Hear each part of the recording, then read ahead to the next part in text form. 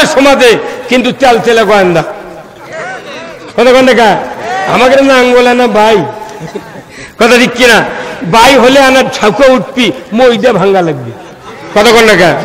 আর এই কোরআনের হক কথাগুলি যেন আল্লাহ বলার মতো হিম্মত আমাকে এবং জিয়াদি ভাইকে দিয়ে দেয়, জোরে কোন আমিন। নারায়ে তাকবীর। প্রধান বক্তা নাগো মোহন, নারায়ে তাকবীর। জিয়াদি সাহেবের আগমন, নারায়ে তাকবীর। আলহামদুলিল্লাহ। আমরা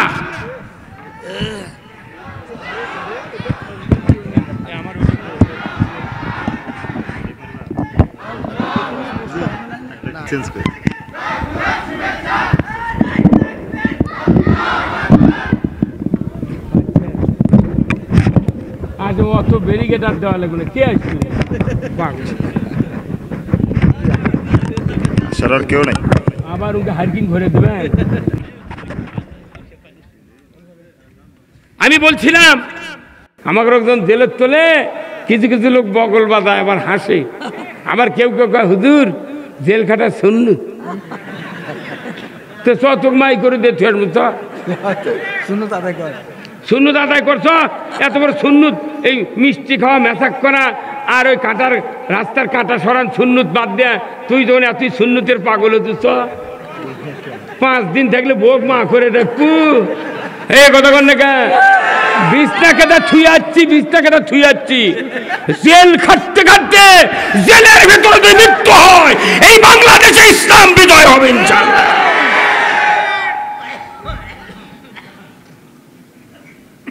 ইসলাম হল জীবন ব্যবস্থা, ব্যক্তি, পরিবার, সমাজ, রাষ্ট্র, অফিস, আদালত, কোর্ট কাছারি, অর্থনীতি, সমাজনীতি, লেনদেন, বিবাহ শাদী, ওয়ারিস, ছেলে মেয়ের জীবনের যত দিক ও বিভাগ আছে নিয়ন্ত্রণ করার যে বিধিবিধান আল্লাহ কোরআনে নাযিল করেছেন, পুরাটার নাম হলো ইসলাম।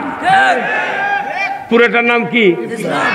এখন ইসলামটা ওই রকম মনে করবেন না যে আমি সাইকেল কিনতে গেছি গোয়াল রোডে, টাকা দাম বেশি, সাইকেলের 16,000 টাকা দাম ফোনেক্সের, এই মনে করে সাইকেল না কিনে ওই ডান দিকের ক্রাঙ্ক আর পেডেল একখানে লাগানো থাকে না ভাই, সাইকেলের চেন কোন দিক থাকে? ডান দিকে। তো ডান দিকের চেনের সাথে ওই ক্রাঙ্ক আর পেডেল একবারে আড্ডাস থাকে। ওই ক্রাঙ্ক আর পেডেল কিনে এসে গ্রামের মধ্যে দৌড়াচ্চার করছে, মরদ সাইকেল কিনছে, বাপরে করে সাইকেল কিনছে, ইনকা তো কোনোদিন মাইকিং শুনিনি। পরে সব মানুষ দরজা যাচ্ছে, আচ্ছা দেখে কেবা সাইকেল কই যাই দেখ ভারত হাসেন কাম কত বন্ধু কে না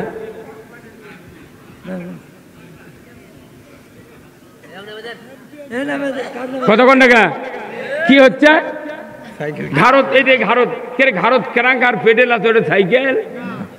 আমাকে মুসলমান দাবিদারের অবস্থা হয়ে গেছে, তাই মনে করতে হজ উমরা পাগড়ি হাজি গামছা জুব্বা আর মেসাক আর এই দেওয়া তৌবা তিল্লা থাকলো, ইসলাম হয়ে গেল।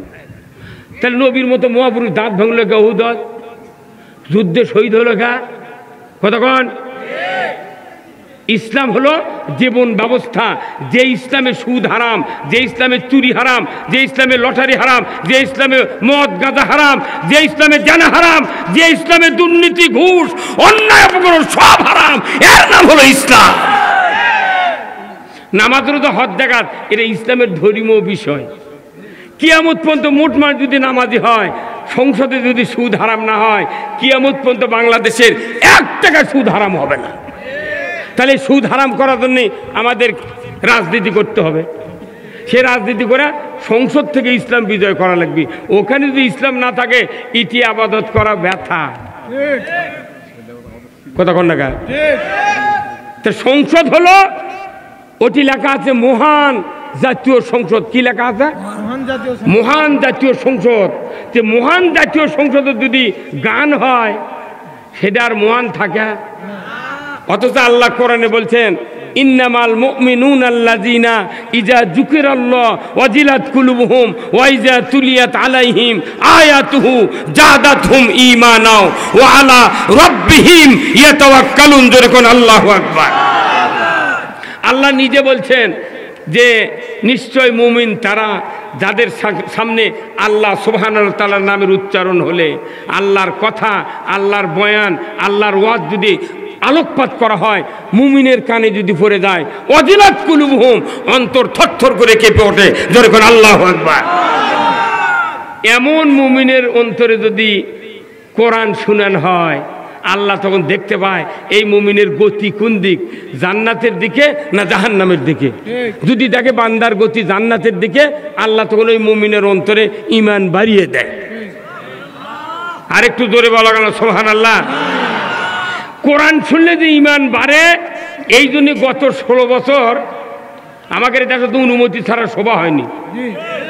প্রতি বছর 10টা 15টা করে সভা লিখি এই নন্দীগ্রাম থানার, আমাকে করতে দেওয়া হয়নি। পিচ্ছি নেতারে লাখর টিপলে ওর বাপের সাথে রাজনীতি করছি, তাই কয় যে উচিত কয় ওই বক্তা আইলে সভা হবে না। তো এখন আয় বন্ধু করে, আয় কাকে মর যায়,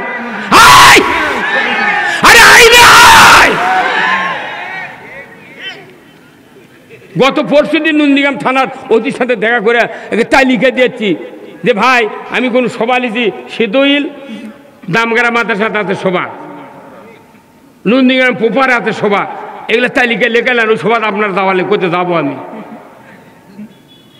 ফাইজলামি নাকি? এইটি না মিটিং করে জামাত বিএনপির লোক, ওরা কয় যে ধরেন তোর বলছে, তখনই করছে যে গোপন তথ্যের ভিত্তিতে অমুক জায়গার জামাতের 16 জন কর্মী তারা নাশকতার পরিকল্পনা করছিল, ককটেল বানানোর সরঞ্জামাদি সহ জিহাদি বই সহ ধরতে সক্ষম হয়েছে। জিহাদি বই হলে তোমার সক্ষম হও ধরতে, তাহলে ওই সময়কার ওসি তানসেন এমপির গ্রামতে 6টা গরু চুরি হতে, ওই তথ্য পায় না। এদের আজ ঝিনা থেকে গরু চুরি হতে, ওগুলো ধরে পারে না। কোরিয়ানের পানি সেটা বাধা হয় না, মিটার চুরি করে 8,000 টাকা বিকাশ করলে মিটার ফেরত দেয়, এটা নজরে পড়ে না, জামাতের ধরা দেয়। মরদ মানুষ যদি কোনোদিন কোন আল্লাহর মরদ মানুষ যদি এদেশের নেতৃত্বে দেয়, এই উপজেলার নেতৃত্বে দেয়, তবে ভাবি দেশ ঠান্ডা। হ্যাঁ, কতক্ষণ না দুই দলের খুদ খায়া বাঁচলে ন্যায় শাসন কায়েম হবে না। আমাদেরকে আল্লাহর আইনের পক্ষে কথা বলতে হবে। আমরা কার আইন চাই? যে ক্ষমতায় যাই যাক, আমরা ক্ষমতার যাব না, কিন্তু আল্লাহর আইন যারা যাবে, আল্লাহর আইন চালু করো। এ আল্লাহর আইন কার? আল্লাহর আইনের কথা বললি মানুষ এখন হয়ে গেছে পার্সিয়ালিটি। আল্লাহর আইন যারা কায়েম করবি, তার কোক দেখলে সব সবারই লোকজন এনা ঘৃণা করে, তোর কোক দিয়ে কি হবি?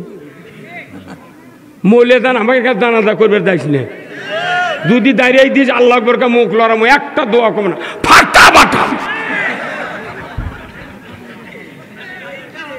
আমরা মানুষের নাজাতের জন্য কথা বলি। সাইদি সাহেবের মতো লোক দুনিয়াতে কোরআন বিরোধী কোনো কথা বলেন নাই। একটাই তার ইস্যু, সে কোরআন বিজয় চায়। এই নন্দীগ্রাম থানার তুরুমুরু আলেম ওলামা আছে, এই উমরপুরে আতা হাফেজ রে 60 বছর হলে ইমামতি করলো মসজিদ। এই আতা হাফেজ জানেন না? ওই মানুষটা তুই মামলা দিয়ে জেলখানাত ঘুরতে ঘুরতে বেচারা মরে গেল রে। কতদিন আমি ওকে টাকা দিয়েছি, 500-1000 আমি টাকা দিই, ভাই আপনার ক্ষুদ্র পড়ার এই বহুদিন শুনেছি রে, পিচ্ছি থাকতে নি। আপনি বলছে ভাই আমার জীবনে এরকম কষ্ট পাইনি। লোকটা মরেই গেল, যারা ওর নামে মামলা দিছে এর 14 গোষ্ঠী জাহান্নামে যাবে যদি এখনো মাপ না নেয়।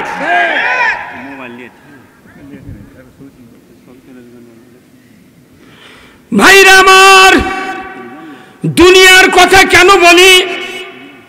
আজ থেকে 1500 বছর আগে আল্লাহর নবী মসজিদে নববীর খতিব ছিলেন। জোরে বলুন ঠিক কিনা?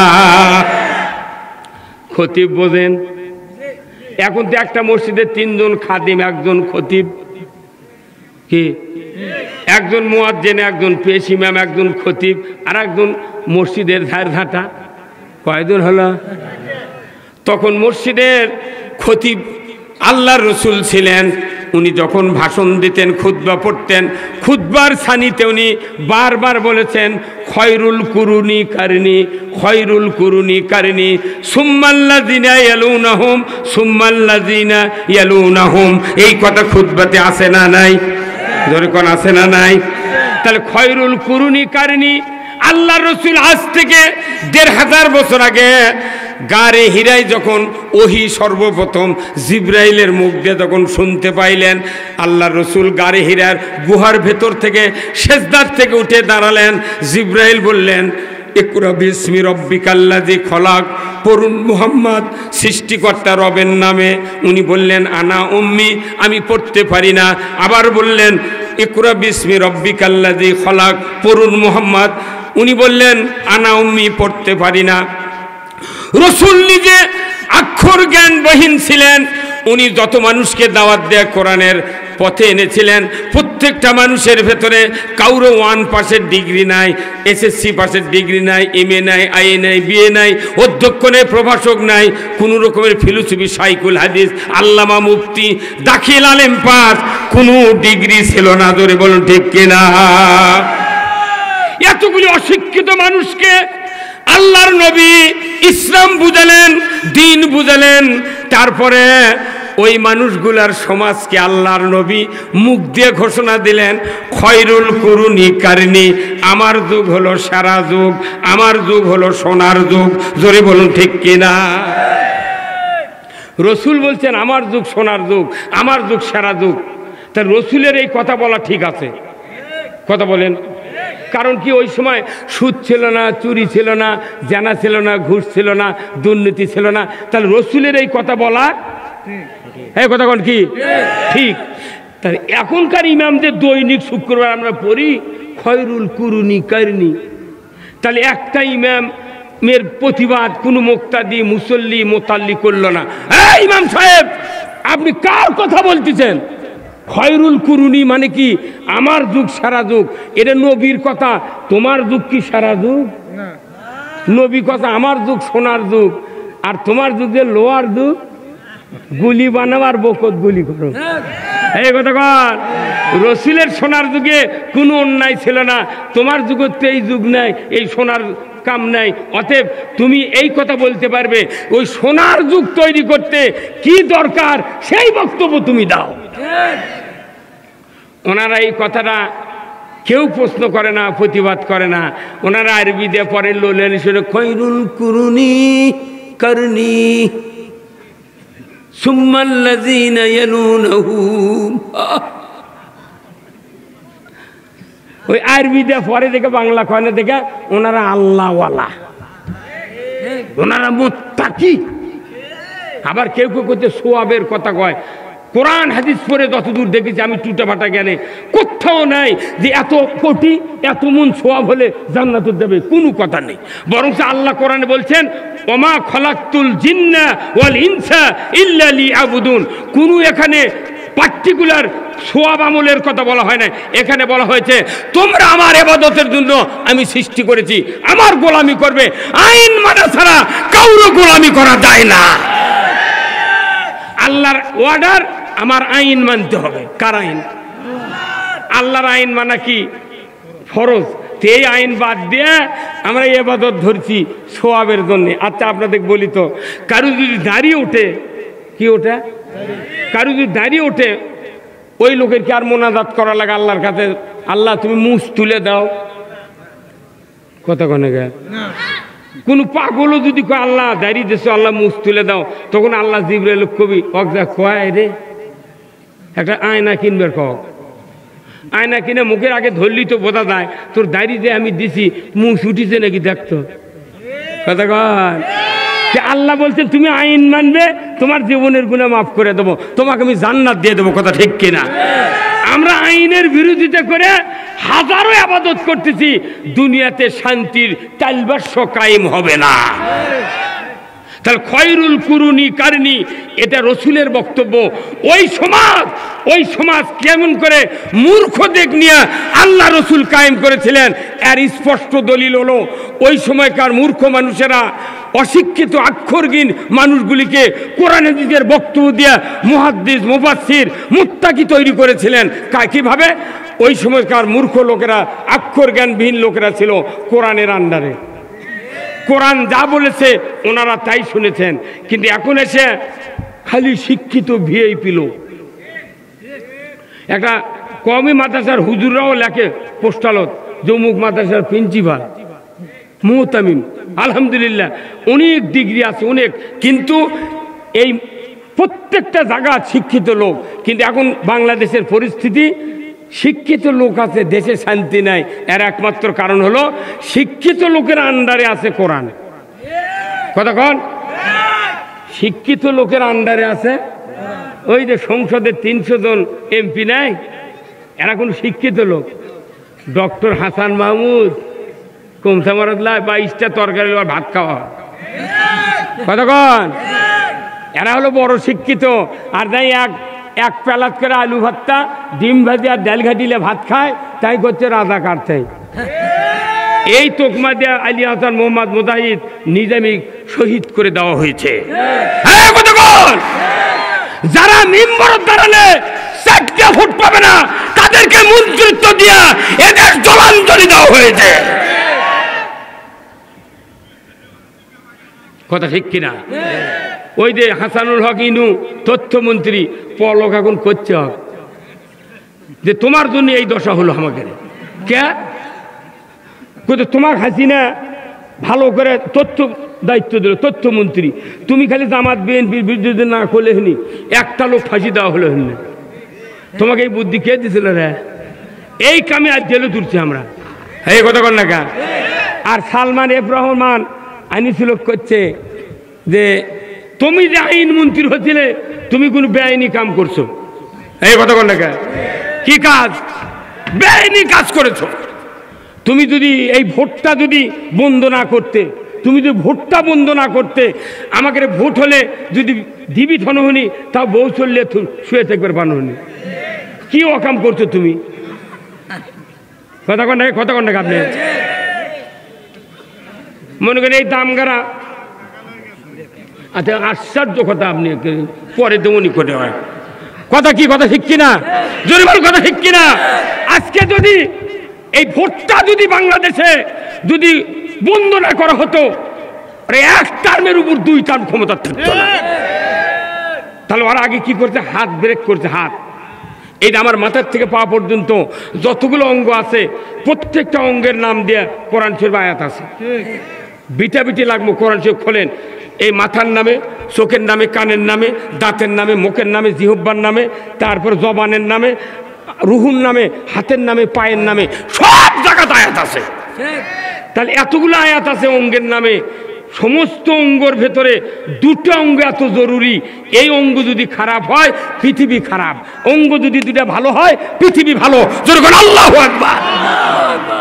আমার যদি পাও ভাঙ্গে রেলে কাটে পড়ে যায়, আমার ক্ষতি হবে, আমার স্ত্রীরও ক্ষতি হবে না। আমার কান ঠসা, আমার ভাইয়েরও ক্ষতি হবে না।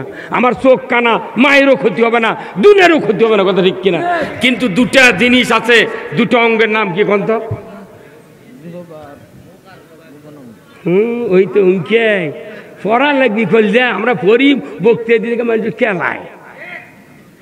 আল্লাহ কোরআনে বলছেন, জাহারাল ফাসাদু ফিল বাররি ওয়াল বাহর বিমা কাসাবাত আইদিন নাস। জলস্থলে যা কিছু ঘটে বান্দা, 2 হাতে করা কাজের ফল। ওদের টার্গেট হলো পায়ের টার্গেট লয়, চোখের লয়, মুখের লয়, ওরকে টার্গেট হলো হাতক যদি ব্রেক করা যায় আজীবন 41 পর্যন্ত ক্ষমতা থাকা যাবে। হাতত ব্রেক দিতে ভোট দেওয়া যাবে না। তাহলে হাত খারাপ, বাংলাদেশ খারাপ। কথা কন না? হাত ভালো, বাংলাদেশ ভালো। গত 5ই আগস্টের আগে এই ছোট্ট ছোট পিচ্চিদের আন্দোলনে তাম বাংলাদেশে একটা সোনার সূর্য উদিত হয়েছে। কথা ঠিক কিনা? আমাদের সকলের হাত এখন ফ্রি। এই যদি সঠিক কাজ করা যায়, এদেশের মাটিতে ইসলাম বিজয় হবে। আর যদি জ্ঞান বুদ্ধি খালি যদি আসল কাজ করতে না পারেন, আবার যদি চিন্তা করেন আমরা ইসলাম চাই না, তাহলে এদেশের কি হবে আল্লাহ ভালো জানে। সারা বিশ্ব পরিস্থিতি আমাদের কানে আসে।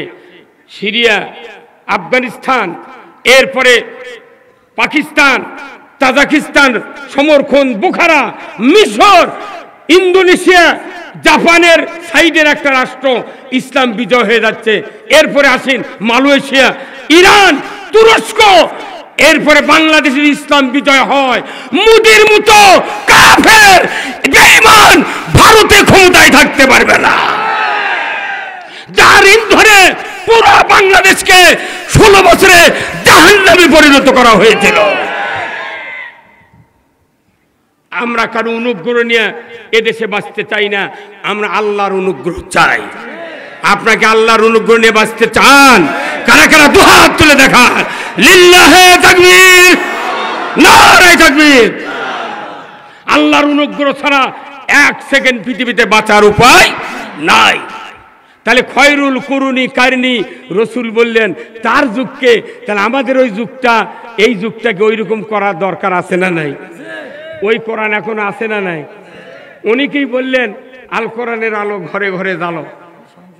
আচ্ছা কোন তো এই বাংলাদেশে হাটহাজারি মাদ্রাসা আছে, কওমি অঙ্গনের বিশাল মাদ্রাসা, ওখানে ৭২,০০০ কপি কোরআন আছে। আমি এক মাদ্রাসার ছাত্রদের রিপোর্ট নিছি, লালবাগে আছে ৩৫,০০০ কপি কোরআন, বগুড়া জামিল মাদ্রাসা আছে পুরাতন নতুন দিয়ে ২২,০০০ কপি কোরআন, চরমনায় আছে ১৮,০০০ কোরআন কপি। এরপরে বাংলাদেশে ৫,১২,০০০ মসজিদে, বয়তুল মুকাররমের মসজিদে কমপক্ষে ৫,০০০ কপি কোরআন আছে। ওই মসজিদের ইমাম ৫৪ বছর ধরে যদি রসুলের বক্তব্যটা যদি শোনাতো, ওই ইমামের পলাতে হতো না। যে দেশের মসজিদের ইমাম পলে যায়, এরা কি কমতা চুরি করে?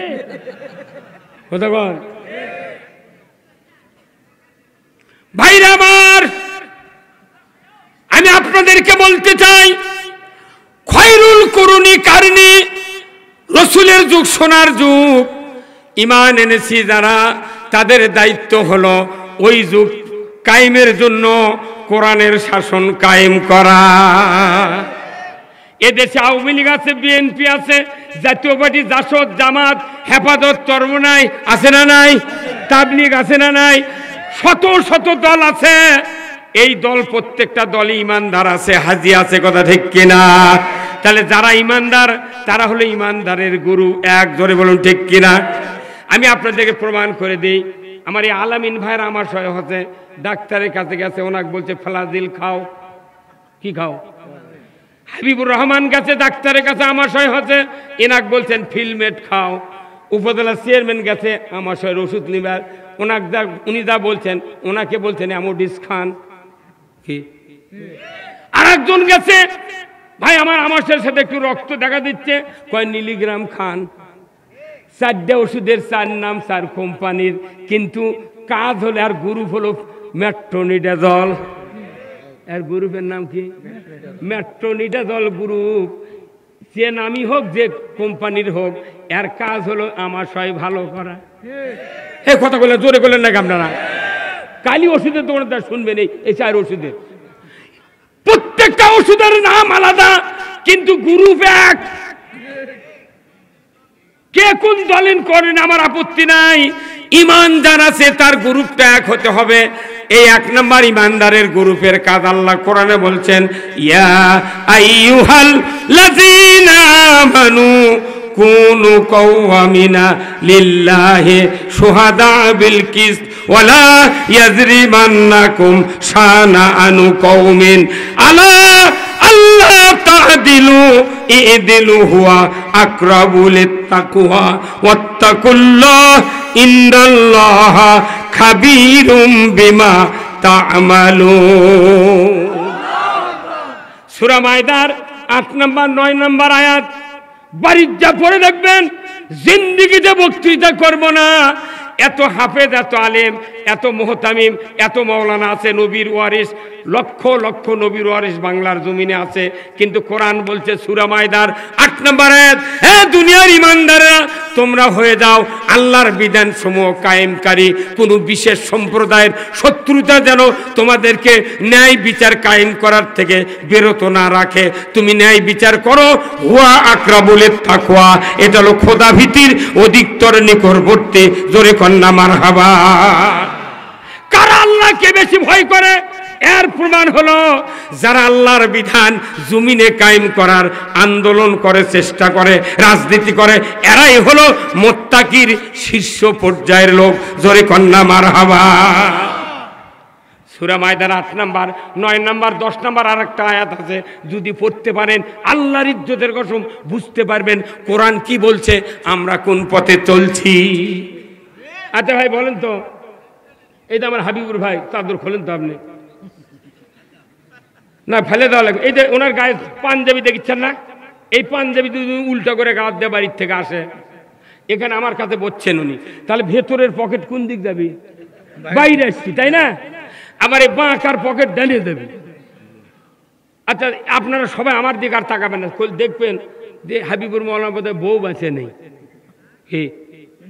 কারণ কি পাঞ্জাবি কি হচ্ছে, ওনার স্ত্রী যদি বেঁচে থাকে তাহলে আসার সময় সাবধান করে দিবি, এই আপনি কোথায় যাচ্ছেন, পাঞ্জাবি ঠিক করেন। কে উল্টো, তাই তো। কিন্তু বাড়ি থেকে তখন চলে যাচ্ছে, বোঝা যাবি ওনার বউ মারা গেছে। কে এই পাঞ্জাবিলে বসে আছে, হঠাৎ করে একটা লোক সাহস করে দাঁড়িয়ে করছে, হুজুর আপনি পাঞ্জাবিটা খুলে সিধা করেন তো। তখন ওই লোকটা দেখে, হ্যাঁ তা আসলে তো উল্টা। তখন উনি বললেন, ভাই আপনাকে ধন্যবাদ, আপনার আল্লাহ জীবনের গুনাহ মাফ করুক, আল্লাহ আপনার সব বরকত দিক। পাঞ্জাবি উল্টো আছে, সিধা করবার করলে দোয়া করলেন, হায়াত দারাজ বরকত, কথা কোনে গায়।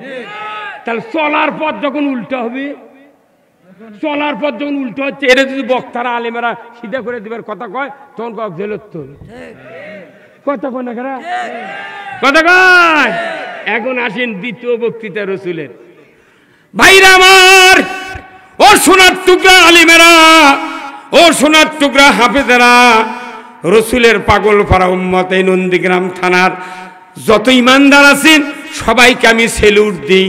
আল্লাহর বান্দারা একটু কথা শোনেন। খুতবার দ্বিতীয় বক্তব্য রসুলের জটিল একটা হাদিস, ওয়া সুলতানু জিল্লুল্লাহি ফিল আরদে মান আহানা সুলতানাল্লাহি ফিল আরদে আহানা হুল্লাহ। আছে না নাই? জানা কথা না করলে আমাকে বহু মানুষ তোকমা দিচ্ছে, বুঝছেন, তুমি বক্তৃতা বানিয়েই কয়। তার মানে উনি যেটা জানে সেটাই এখন বক্তৃতা দেওয়া ধরছি আমি। সূরা ফাতিহার বক্তৃতা শুরু করলে 3 ঘন্টা লাগবে, আমি আর ওই দিক যাবো না, কারণ আমার একটা মাহফিল আছে ওই বহু দূর, এর থেকে যাই মাহফিল 11টার সময় ধর্ম, তা ওটি কমপক্ষে 50,000 লোক বসে আছে। আর আজকে যে লাইভ চলতেছে না, আজকে আমার বক্তব্য লাইভে শুনতেছে স্পেনে 2,500 বাঙালি। প্রতিদিন ভূমধ্য সাগরের তীরে বসে 2,500 বাঙালি ডেলি শোনে আমার বক্তব্য। এই যে হ্যালো বগুড়ার টিভি এই আছে না, এখান থেকে ডাইরেক্ট চলে গেছে স্পেনে, ওরা এখন বসে গেছে। আর আমাদের বাংলাদেশের এলাকা থানা গ্রামত যা যদি কেউ কয় কেবল যুক্তিবাদীর বাড়ি গুন্ডা, ওই দিক উনি একে রাস্তাতে পণ্ডিত পুকুর চলে যায়, ওটিতে আবার কয় কেবল যুক্তিবাদীর ছাড়িয়ে যাচ্ছেন কথা কয় না। আমরা চটি পরে এগুলো লাগিনি, চটি পরে এগুলো লাগিনি আমরা। রসুলের বক্তব্য এই হাদিসটার অর্থ যদি সোনার ইমামরা, আমার কলিজার টুকরা ইমাম দিনী ভাইরা, আল্লাহর নবীর ওয়ারিসেরা যারা মসজিদে খুতবা দেন, এই খুতবাটা মেলে যদি এই হাদিসটার তরজমা ব্যাখ্যা করে দিতে পারতেন, আমার আল্লাহর ইজ্জতের কসম বাংলাদেশে আল্লাহর আইনের জন্য ভোট চাওয়ার, বাড়ি বাড়ি যাওয়ার দরকার হতো না। কি জটিল হাদিস! আল্লাহ রসুল বলছেন, ওয়া সুলতানু জিল্লুল্লাহ, ন্যায়পরায়ণ শাসক, আল্লাহর ছায়া সদৃশ্য। যে বা যাহারা ন্যায়পরায়ণ শাসক কায়েমের বিরোধিতা করলো কিংবা বিরোধিতা করছে, বিরোধিতা করবে, এমন চিন্তা নিয়ে মসজিদ থেকে বেরিয়ে যা তোমরা, যারা আল্লাহর ন্যায়পরায়ণ শাসক কায়েমের বিরোধিতা করবে তারা যেন ন্যায়পরায়ণ শাসককে অপমান করলে অপমান যাকে করা হয় তার বিরোধিতা করা হয়। ধরে বলুন ঠিক কিনা? নবীজি বলেছেন ন্যায়পরায়ণ শাসক কায়েমের যারা বিরোধিতা করলো তারা যেন স্বয়ং আল্লাহর বিরোধিতা করলো। কার বিরোধিতা করলো? আল্লাহর বিরোধিতা করে 4 লাখ টাকার কুরবানি, হজ, উমরা, এতেকাব, দান খয়রাত, সদকা, নামাজ, রোজা এইগুলি কবুল করার মালিক কে? যাই কবুল করার মালিক তার যদি বিরোধিতা করা হয় কি হবে? কে হবে? কে কবুল করার আছে? আর নবীজির ওই কথা কইয়া, নবীজির ওই কথা কইয়া সবাই কান্দে, কিন্তু নবীর সমাজ গড়ার কাজে শত দ্বন্দ্ব মনে বাজে।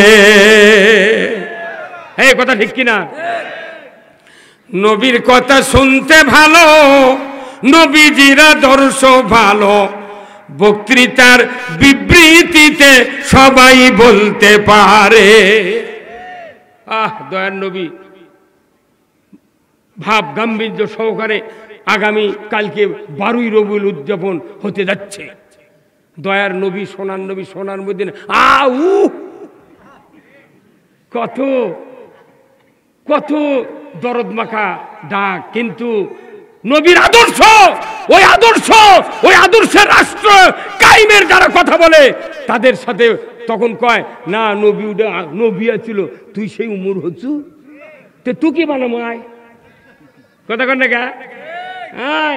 এই দেশে যদি জিবরাইলও যদি প্রধানমন্ত্রী হয় আর যদি কোরআনের আইন না দিয়ে যদি মানুষের আইন তৈরি হয়, ওই জিবরাইলও কি জেলত তুলবে? কথা কন না গা। জিবরাইলও প্রধানমন্ত্রী হলে বাংলাদেশে শান্তি হতে পারে না। প্রধানমন্ত্রী যে কেউ হোক কোরআন দিয়ে বাংলাদেশ চালাতে হবে। এই বাংলাদেশ কোরআন দিয়ে চলুক। কারা কারা চান দুহাত তুলে তাকান। লিল্লাহে তাকবীর, নারে তাকবীর। তাহলে ন্যায়পরায়ণ শাসক কায়েম হবে তখনই যখন কোরআনের পার্লামেন্ট তৈরি হবে। এই কথা কোন লেখা? কখন কায়েম হবে? যখন কোরআন কায়েম হবে তখন ন্যায়পরায়ণ শাসক কায়েম হবে। আজ থেকে 1500 বছর আগে যে মানুষটা কাল্লা কাটার জন্য, যে মানুষটা কাল্লা কাটার জন্য রসুলকে শিরচ্ছেদ করার জন্য বেরিয়ে পড়ল, লাঙ্গা তরবারি নিয়ে রোদের কারণে ধার চিকমিক করছে, এমন চকচকে তরবারি নিয়ে চলে যাচ্ছে। এই উমার ফারুক, বিরাট ঘটনা, আমি ঘটনা করতে পারবো না, অনেক টাইম লাগবে, আমি জাস্ট কথা বলছি। তরবারি দিয়া কতল করতে গিয়া ইসলাম কবুল করলেন। 10 বছর মসজিদে নববীতে রসুলের পেছনে নামাজ পড়লেন। আল্লাহর নবীর ওফাতের পর আবু বকর সিদ্দিক আমিরুল মুমিনিন হলেন। ওনার ইন্তেকালের পর উমার ফারুক দ্বিতীয় মুসলিম জানের খলিফা হলেন। ওই মানুষটা এত যোগ্যতা অর্জন করলেন, রসুল বলছেন লা বাদা নাবিয়া, আমার পরে কোনো নবী আসবে না। যদি নবুয়ত দেওয়া হতো লাউ কানা উমার, উমারকে নবুয়ত দেওয়া হতো। এই মানুষটা যখন আমিরুল মুমিনিন হলেন, চলে যাচ্ছেন মরুভূমির প্রান্তর দেয়া, চতুর্দিকে ঘুরে ঘুরে দেখেন কোন প্রদার কোন দুঃখ বেদনা। উনি চলে যাচ্ছেন মরুভূমির প্রান্তর দেয়া, হঠাৎ করে দেখেন জঙ্গলের ভেতর টিম টিম করে আলো জ্বলছে। উনি চলে গেলেন ওই আলোর নিকটে, গিয়ে একটু দাঁড়ানোর পর দেখা গেল ঝুপড়ির ভেতর থেকে একটা রুম রয়েছে। ওই রুমের ভেতর থেকে আর্তনাদ যন্ত্রণার একটা আওয়াজ তার কানে পড়ে গেল। উনি তখন বললেন, রে ঝুপড়ির মালিক, কে তুমি? বলে, আমি একজন ইহুদির ছেলে, বেদুইন। এখানে তোমার যন্ত্রণার কান্না কেন? কি সমস্যা তোমাদের? বলে, ওগো পথিক, আমাদের দুঃখের কথা শুনে তোমার লাভ হবে না, তোমার কাজে তুমি যাও। আমরা দুঃখে আছি, কষ্টে আছি, কোনো বলার প্রয়োজন নাই। উমার ফারুক কথা শোনা মাত্রই বললেন, ওগো বেদুইন তাড়াতাড়ি করে বলো কি দুঃখ বেদনা, যদি আমি একটু উপকার করতে পারি, সাহায্যের হাতটা বেরিয়ে দিতে পারি, তুমি কষ্ট থেকে লাঘব হবে, তুমি একটু বলো না। ওই যুবক বলল, রে পথিক, শুনতেই যখন চাচ্ছেন তাহলে আমার কথাটা শুনুন। বলে বলো না কি কথা। উনি বললেন, ওগো পথিক, আমার একটা স্ত্রী এখানে আছেন, ওনার গর্ভবতী অবস্থায় আজকে প্রসব বেদনা উঠেছে, সন্তান ডেলিভারির জন্য কোনো মহিলা হেল্পের জন্য নাই। ওগো পথিক, আমার স্ত্রী ব্যথা যন্ত্রণায় চিৎকার করে কাঁদতেছে, আমি তো উপকার করতে পারি না। ওই স্ত্রীকে সান্ত্বনা দেওয়ার জন্য আমিও তার সুরে কাঁদতেছি। এই হলো আমার ঘরের খবর। অর্ধেকটা পৃথিবীর বাদশাহ আমিরুল মুমিনিন উমর ইবনুল খাত্তাব শোনার সাথে সাথে দৌড়ে চলে গেলেন তার বাসভবনে। দরজার থেকেই চিৎকার করে ডাকাডাকি শুরু করলেন, পানের স্ত্রী, ওঠো না ওঠো, তাড়াতাড়ি করে ওঠো। স্ত্রী উঠে বললেন, স্ত্রী বললেন, ওগো পানের স্বামী, কি হয়েছে, এত তাড়াহুড়া কেন? বলে, আব্দুর রহমানের মা, তোমার কাছে আমার অনুরোধ, আজকে রাত্রিতে একটা জান্নাত আল্লাহ তাআলা বিক্রয় দেবে, কিন্তু জান্নাতটা তোমাকে কিনতে হবে, তুমি তাড়াতাড়ি করে ওঠো। স্ত্রীর সাথে সাথে বলে দিলেন, আপনি তো জান্নাতের জন্য সারা রাত ঘুরে ঘুরে আপনি বেড়াচ্ছেন, আপনি কেন কিনলেন না? ওমর ফারুক সাথে সাথে বললেন, পানের স্ত্রী, যে জান্নাত বিক্রয় হবে ওটা নারীদের জান্নাত, পুরুষের জন্য নয়। জোরে কন্যা মারহাবা। ওমর ফারুককে আবার জিজ্ঞাসা করলেন, বুঝতে পারলাম না, আমার জন্য শুধু কেন জান্নাত? বলে, এটা নারী জাতিকে আল্লাহ তাআলা দিয়ে দেবেন। ঘটনা কি? উনি বললেন, বেদুইনের একজন স্ত্রী প্রসব বেদনা উঠেছে, হেল্প করার মতো প্রসবের কাজে কেউ নাই, তোমাকে যেতে হবে। আমি এইমাত্র খবর নিয়ে আসলাম, মুহূর্তকাল দেরি করা যাবে না, অস্থির হয়ে যাচ্ছে রুগীটা, চলো না একটু যাই, নতুন পুরাতন শুকনা কাপড় নাও, আমি বাইতুল মালে গিয়া খুরমা, খেজুর, কিছু জবের আটা, গমের আটা, কিছু পেঁয়াজ, রসুন, আদা, এইরকম কিছু খাদ্য খোরাক নিয়ে চলো, যাব মরুভূমির প্রান্তরে, আমরা যাব ওই প্রসূতিকে সাহায্য করার জন্য। জোরে কন্যা মারহাবা। সেই ফুলেরই রৌশানিতে আরশ কুরসি রৌশন, সেই ফুলেরই রঙ লেগে আজ ত্রিভুবন জালা, সাহারাতে ফুটল রে ফুল, রঙিন গোলে লা লা, সাহারাতে ফুটল রে ফুল। জোরে কন্যা মারহাবা। চীনের রসিক ভ্রমর বুলবুল, সেই ফুলের ঠিকানাই, কেউ বলে হযরত মুহাম্মদ, কেউ বা কামলে ওয়ালা, সাহারাতে ফুটল রে ফুল, রঙিন গোলে লা লা, সাহারাতে ফুটল রে ফুল। এই সবাই বলেন না কে মারহাবা। এই গান কে লিখেছেন কোন তো? কবি নজরুল ইসলাম, তাই না? ইনি যতগুলা গান গজল লিখেছেন আমি যত পড়েছি, প্রত্যেকটা গান গজলের সাথে কোরআন হাদিসের মিশ্রণ আছে। কথা কোন জায়গা? কিন্তু তাক ব্রিটিশ সরকার বলল ই বিদ্রোহী কবি। এই তোকমা কোনো আগে থেকে দিয়ে আসছে, কাজী নজরুল ইসলাম নাকি বিদ্রোহী কবি। ওই যে বলেছিল, ব্রিটিশ এদের ছাড়বি কিনা বল, যদি না ছাড়িস কিলের চোটে হার করিব। এই এক বক্তব্য ব্রিটিশ লেখা গেছে বিদ্রোহী কবি। তাহলে ব্রিটিশকে এটা লেখা ঠিক করছে? তাহলে আমরা যারা কোরআনের আইনের কথা বলি, আমাকে রাজাকার করছে, এটা কি ঠিক? যে রাজাকার করছে গোটা দেশের মানুষ, তখনই গোটা দেশের মানুষের বিরুদ্ধে তখনই গেছে, তখনই করছে টোপলা বান। কথা কন না? আর ব্রিটিশের ৫-৮টা গোলাম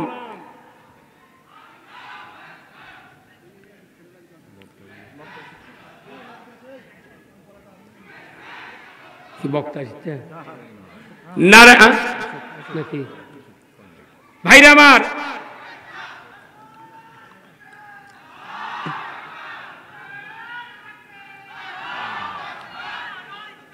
নারায়ে তাকবীর। প্রধান বক্তা নাগমোহন, নারায়ে তাকবীর। জিয়াদি সাহেবের আগমন, নারায়ে তাকবীর। আলহামদুলিল্লাহ। আমরা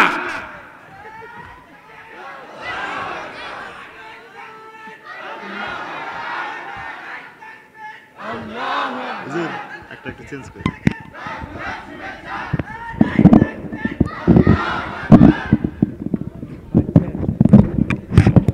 আজ অত ব্যারিকেড আর দেওয়া লাগবে না। কে আসছে? সারার কেউ নাই, আবার ওকে হাইকিং করে দেবেন, শেষ করবে তাও নাকি তুমি? হুজুর একটু চেঞ্জ করে দিলে, এটা চেঞ্জ পরে করো, তুমি বোঝে না। আমি বলছিলাম এই উমর ফারুক রাদিয়াল্লাহু তাআলা আনহু স্ত্রীকে নিয়ে চলে যাচ্ছেন মরুভূমির প্রান্তর দিয়ে। আল্লাহু আকবার। মাঝপথে যা বলছেন, দেখো আমি যে খলিফা, তুমি যে খলিফার স্ত্রী, ওই বেদুনকে যেন পরিচয় না দেওয়া হয়। আল্লাহু আকবার। আমার দেশে নেতারা 4 হাত ইটে পারে ওটি নেম প্লেট দেয়, অমুক নেতার সৌজন্যে। এই কথা কোন না? আর অর্ধেকটা পৃথিবীর বাদশা বলছে খবরদার বলো না। ওনার স্ত্রী নিয়ে যখন বাড়ির নিকটে গেছে, বেদুন বাইরে যেতে বলছে, ওনার স্ত্রী ঢুকে গেছে। কিছুক্ষণের মধ্যে তার একটা সুন্দর ফুটফুটে চাঁদের মতো সন্তান জন্ম নিয়েছে। আল্লাহু আকবার। এই সুবাদে ওনার স্ত্রী ওই কথা ভুলে গেছে। উনি বলছেন, বেদুইন গে বেদুইন, তাড়াতাড়ি করে খলিফাকে সংবাদ দাও, তোমার স্ত্রীর গর্ভ থেকে পুত্র সন্তান জন্ম নিয়েছে। আল্লাহু আকবার। এই যখন কথা তখনই বেদুইনের কলজা কাঁপ শুরু হয়ে গেছে। ভাই সব খলিফা, বাংলাদেশের খলিফা কারা? যারা কেচিপিতে লেখাপুর কাটে। আর সৌদি আরবের তখনকার খলিফা কে? উমর ইবনুল খাত্তাব। উনি দৌড়ে যা বলছেন, খলিফা কোথায় কোথায়? অন্ধকার তো, কারেন্ট নাই, কিচ্ছু নাই। তখন বলছে আমি এখানে খেজুরের গাছের নিচে। যা মুখের কাছে মুখ লাগে দিয়ে বলছে, দেখছি বাস্তবিক উমর ফারুক। তখন পায়ের উপর লুটে পড়ে বলছে, হুজুর আমিরুল মুমিনিন, আমি ভুল করছি, আপনাকে খবর দিয়ে আপনার কাছে আমি ক্ষমা চাই। পায়ের উপর কাদাকাটি শুরু করছে।